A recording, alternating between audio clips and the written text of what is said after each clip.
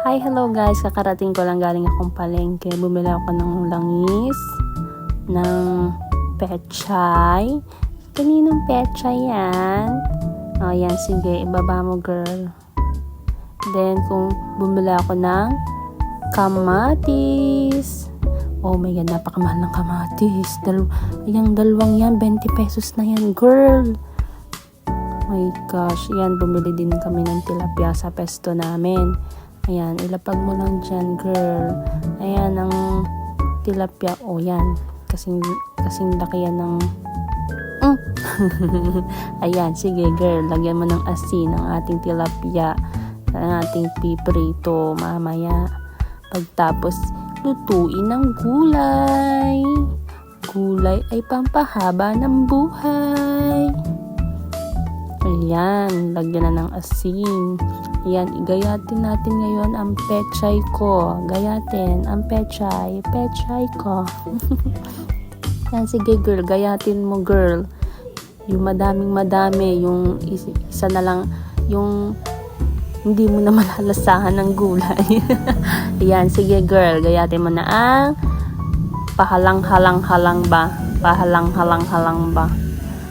ang ating kamatis. Gayatin mo na girl ang ating kamatis. Ba yan, napakahaba pala ng video kong to. Sige na, tapusin nyo na kahit papano. Pasensya na yan. Gayatin na ang ating mga sibuyas bawang. Sige, gayat. Pasensya na ha. Sige, yan, ating inggisan na ang ating sibuyas. Oh, bakit? Sibuyas ang inuuna ko para hindi agad na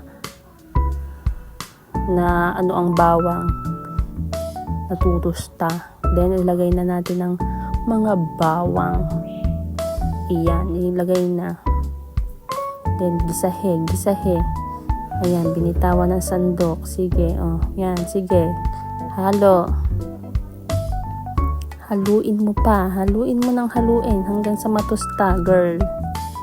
Ayan, ilagay ng ating ang ating omega sardines. Oh my God, napakadami niyang laman. 1, 2, 3, 4, 5. 5. Nabilang ko yon talaga ha. 5. Ang dami. Ayan, hindi ko na naipakita sa inyo na ginisa ko yung kamatis. Ginisa ko talaga yan. O sige, haluin. Haluin mo girl. Haluin mo. Oh girl, haluin. Ayan, natusta na. Nilagay na natin ang pechay ko. O sige. Ilagay mo na ang pechay. O yan, haluin mo girl. Ang daming kong halong sinasabi, girl. Ang daming halo. Ayan, sige, umisod na ang kawali. O, ayusin mo. Yan, o.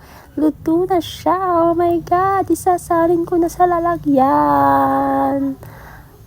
Oh my God, nilagyan ko yun ng seasoning ha. Baka naman sabihin hindi ko nilagyan. Nakakat na yon.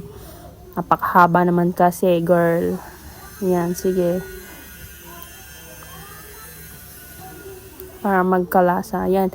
Nagprito na ako ng talong. May 2 pa kasing natirang talong na dinala ni Emonse sa amin. Yan. O, sige. Lagay mo dyan. O, prito na ang tilapia. Oh my God. Sabi ko, dami ko palang tilapia na piprito. Hindi ko na ipiprito yung pinakamalaki. Lagay ko na lang sa freezer. Kaya 2 lang ang pinirito ko. Kasi ilan naman kami. Yan, prito mo girl. Balibalintong hanggang sa matapos. Ayan na siya. Tapos na ang ating tanghalian. Ayan na. Delicious.